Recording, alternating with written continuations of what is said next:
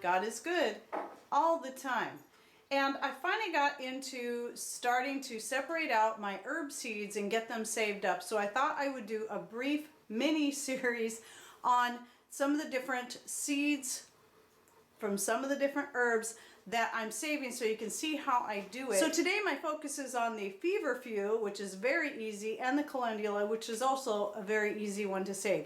And that way you can also see what the seeds look like. So let's get started. All right, so right here are just a few of my dried Feverfew flowers. And then right here are some Calendula seeds.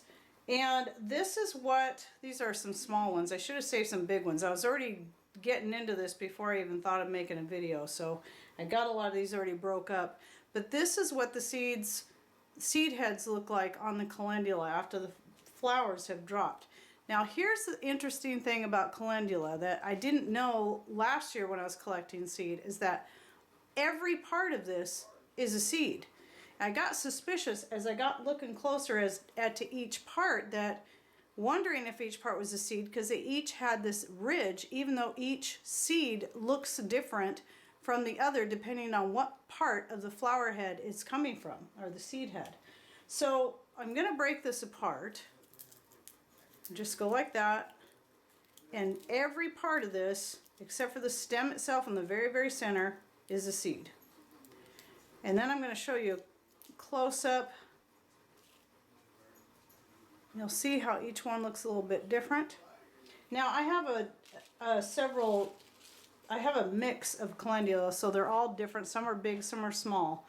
But you see this seed? I don't know if you can see how clear that is. There's a ridge there on that seed. And all of these have that ridge. Now that's one way a seed will look, and this is also a seed. When I first was starting to collect these seeds, I thought this was just basically like a husk. But that ridge, that telltale ridge, made me think otherwise. So I did go look this up and found that I was correct, that every single part, these little short fat pieces, these long skinny pieces, every single one of these is a seed. The only thing that's not the seed is this very centerpiece right here. Okay, so now I'll show you what these look like against the white background here. Okay, so you can see, you see how big that one is, how long and skinny this one is, short and fat. Then you have your little tiny curled ones right here like this. So all of these are seeds. So it's really easy on the Calendula to separate the seeds from the rest, because most of the seed head is actually seed. Unlike certain other flowers, such as the echinacea. So I've got a nice big pile of Calendula here, because I plan on planting it in even more places this next year. When it comes to an annual like Calendula, though it seeds itself pretty well, I like to save quite a bit of seed and plant it everywhere. And typically I don't save the seeds off the Feverfew because it so easily self-seeds. There's no need for me to save it for myself. And it is a perennial. It'll come back for several years. It seems that the plant itself will only last a few years before it finally just gives up. But by then you'll find you'll have a whole bunch of new, very healthy Feverfew seeds or Feverfew plants coming up. Now this one, I found the easiest way to do this. Before, what I was doing this with them, and then having to try to separate all the petals and the chaff from the seed, and it was a little bit harder. Now the Feverfew seeds are very small, but what I found the easiest thing to do is to grab hold of it like this and just pinch it, and the seeds kind of shoot out. You see all those seeds coming out there? Hopefully that's getting in there. I can't see the screen very well, people, so hopefully I'm getting a good shot. And again, I'll do another one. And I would say there could be as much as 50 seed in one of these flower heads, because they're very, very tiny. Usually they look white. This year they tend to, I noticed they retained their yellow color. Last year, and I'm packing these up, and some of these still have flower petals in them because It's really hard to separate the flower petals from the seeds if they get mixed in there. So find the ones from last year. I'll show you the difference in color.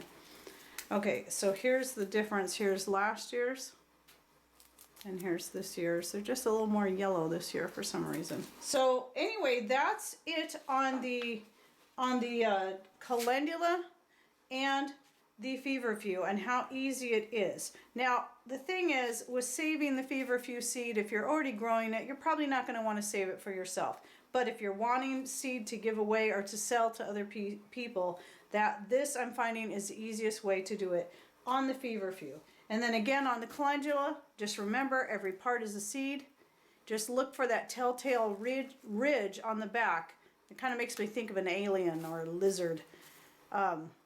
And you'll know that's the seed. Another thing I want to say about the Feverfew is that I use this, or we use this, as our painkiller, anti-inflammatory, and a digestive aid predominantly. Now it does have other uses for also the garden. It's very excellent to grow in your garden. It helps keep away pests and draw in beneficial insects.